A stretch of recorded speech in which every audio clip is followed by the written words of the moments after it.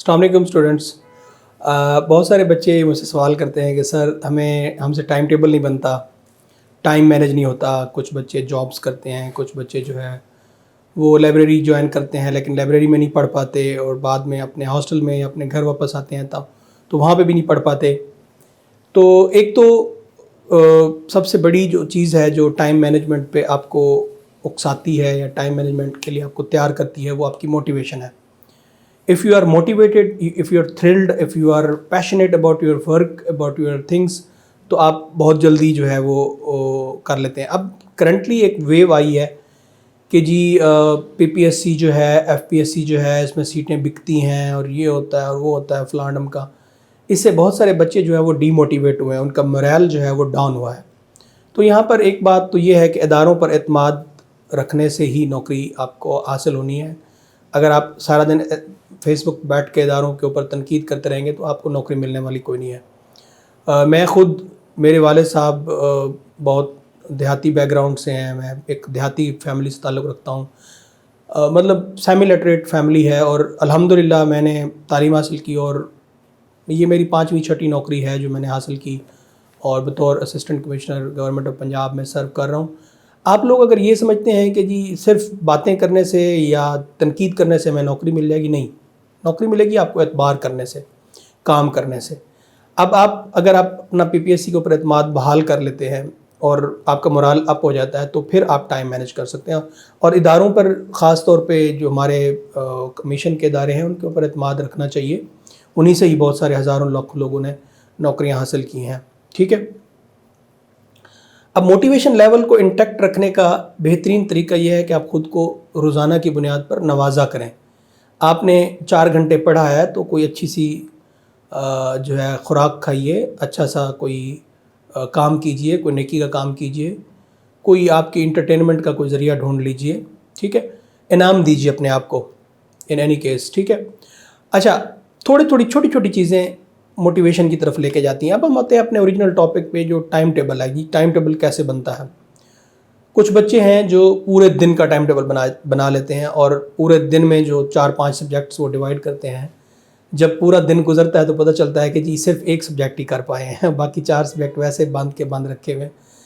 तो इसका बेहतरीन हल ये है कि शॉर्ट छोटे छोटे बिट्स में आप टाइम टेबल बनाएं। 2 घंटे का टाइम टेबल बनाएं, उसको परफॉर्म करें, फिर अगले 2 घंटे का टाइम टेबल बाद में बनाएं। क्योंकि पूरा दिन जो है, अगर आप उसमें आधा घंटा नमाज और खाने का रख के पूरा दिन को आप पढ़ाई के लिए वक्फ करते हैं तो आप थक जाते हैं। जहन आपका उसको तस्लीम नहीं करता कि मैं सारा दिन पढ़ूंगा। आप सुबह नाश्ता कीजिए, नमाज़ पढ़िए, सुबह नाश्ता कीजिए, नहा धोकर बैठिए, 2 घंटे का प्लान बनाइए। 8 बजे बैठ रहे हैं ना आप, तो 10 बजे तक का प्लान बना लें और उसमें आप डेजिग्नेट कर लें कि जी ये चीज़ मैंने 2 घंटे में ख़त्म करनी है। अखबार पढ़ रहे हैं आप, कोई किताब स्टार्ट की हुई है, कोई ऑप्शनल सब्जेक्ट तैयार किया हुआ है, जनरल नॉलेज का आप रिवीजन कर रहे हैं या करंट अफेयर्स का कोई 2-3 क्वेश्चंस आपने पकड़ लिए हुए हैं, तो आप 2 घंटे के टाइम टेबल को परफॉर्म कीजिए फुल स्ट्रेंथ के साथ। उसके बाद फिर अगले 2 घंटे का प्लान कीजिए। अच्छा, ये तो हो गया कि टाइम टेबल डे का, पूरे दिन का कैसे बनाएं। अगर आप शॉर्ट टाइम टेबल नहीं बनाते, लंबा टाइम टेबल बनाते हैं, रात के सुबह के 6 बजे से लेकर रात के 12 बजे तक का टाइम टेबल बना रहे हैं, तो आप कभी उसको परफॉर्म नहीं कर सकेंगे। 2 घंटे का, 3 घंटे का, मैक्सिमम 4 घंटे का, इससे ज़्यादा आप टाइम टेबल मत बनाएं। उसको परफॉर्म करें, उसके बाद ख़ुद को आधा घंटा रिलैक्स रखें, फिर आगे प्लान करें।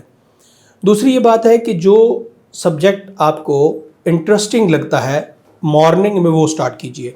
समटाइम्स जो न्यूज़पेपर है वो सुबह सुबह बोरिंग लगता है। बहुत सारे बच्चे जो है वो न्यूज़पेपर से अवॉइड करते हैं कि सुबह सुबह सर हमसे न्यूज़पेपर नहीं पढ़ा जाता।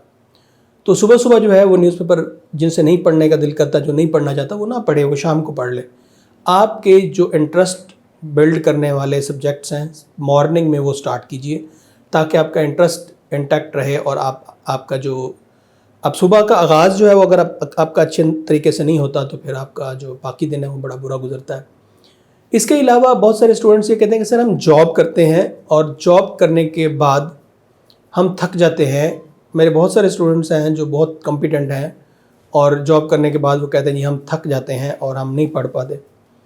आप जॉब से 5 बजे या 6 बजे या 8 बजे वापस आए हैं तो फ़ौरन आकर आप नहा धोकर खाना खाकर पढ़ना शुरू कर देते हैं, जो कि बिल्कुल गलत है, बिल्कुल गलत है। आप 8 घंटे की 10 घंटे की ड्यूटी करके आए हैं, your body needs some kind of rest, ठीक है। आप क्या कीजिए, खाना वगैरह खाइए, थोड़ा सा रिलैक्स कीजिए और 1-2 घंटे सो जाइए। फॉर एग्ज़ाम्पल, एक बच्चा 8 बजे जॉब करके वापस आता है, तो 8 से 10 बजे तक वो सो जाए, ठीक है, और रिलैक्स हो जाए, या 1 घंटा सो ले, या जैसे कैलुला टाइप होता है कि आप आधे घंटे पावर नैप ले लें आधे घंटे के लिए या 15 मिनट के लिए सो जाएं, बॉडी रिलैक्स हो जाती है, फिर आप काम पे जुट जाएं। अगर आप 2 घंटे मैक्सिमम सो लेते हैं तो आपकी कैपेसिटी आगे 4 से 6 घंटे काम करने की बन जाती है। अगर आप 1 घंटा सो जाते हैं तो 3 से 4 घंटे की कैपेसिटी आपकी बन जाती है। अगर 8 से 9 बजे तक आप रिलैक्स रहते हैं, सो जाते हैं, आके 9 बजे उठकर 9:15 बजे 9:30 बजे उठकर स्टार्ट करते हैं और 12 से 1 बजे तक आप काम करते हैं, तो आपके 3 से 4 घंटे काम हो जाते हैं और ये टाइम बहुत काफ़ी है किसी भी एग्ज़ाम की तैयारी के लिए। और अगर आपके पास 6 माह 8 माह हैं तो 3 से 4 घंटे का टाइम लगातार विदाउट एनी ब्रेक और विदाउट एनी रिस्पाइट, ये पूरे वीक में अगर आप चलाते हैं, पूरे मंथ में चलाते हैं, तो ये 6-8 माह के लिए अगर आपके पास लंबा टाइम है, साल है, तो बहुत बेहतर है और ये बेहतरीन टाइम है। जो बच्चे मॉर्निंग में जॉब करते हैं और इवनिंग में 3-4 बजे 5 बजे फ्री हो जाते हैं, तो उनके लिए भी यही एडवाइस है कि आप 5 बजे सो जाएं, 7 बजे 8 बजे उठ जाएं, फिर आपके पास 4 से 5 घंटे काम करने की तरतीब होगी और आप उसको कर सकेंगे। आप अगर जॉब से फ़ौरन आकर अगर आप पढ़ना शुरू करेंगे तो जो है आप 1 घंटे के बाद एग्जॉस्ट हो जाएंगे, 2 घंटे के बाद एग्जॉस्ट हो जाएंगे और आप सो जाएंगे और फिर आपकी आँख सुबह खुलेगी। तो इसलिए आपको एडवाइस है कि आप आकर पहले रेस्ट कीजिए और फिर स्टार्ट कीजिए। और जॉब के ऊपर बहुत सारे बच्चों का ये सवाल होता है कि सर जॉब के ऊपर पढ़ना चाहिए।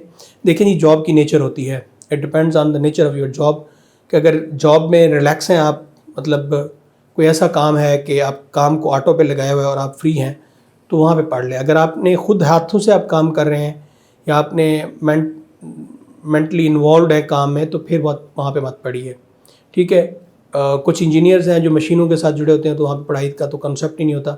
कुछ जॉब्स ऐसी हैं जो सेल्स टाइप की हैं या मार्केटिंग टाइप की हैं, तो उसमें पढ़ने का सवाल ही नहीं पैदा होता। तो कुछ जॉब्स ऐसी हैं जो डेस्क जॉब्स हैं, जैसे रिसेप्शनिस्ट की जॉब है या असिस्टेंट्स की जॉब है या पीए की जॉब्स हैं, जिस पे आप थोड़ा सा काम करने के बाद आधा घंटा रिलैक्स होते हैं या 2 घंटे का आपको बीच में ब्रेक मिलता है, 1 घंटे का ब्रेक मिलता है, तो उसमें आप कुछ पढ़ सकते हैं जी। कोई सवाल हो तो आप कमेंट बॉक्स में मुझसे पूछ सकते हैं। अगर कोई बच्चा इंडिविजुअली अपना टाइम टेबल बनवाना चाहता है, वो अपनी रूटीन मुझे इनबॉक्स में भेजकर अपना टाइम टेबल जो है उससे एडवाइस ले सकता है। थैंक यू वेरी मच जी, अल्लाह हाफिज़।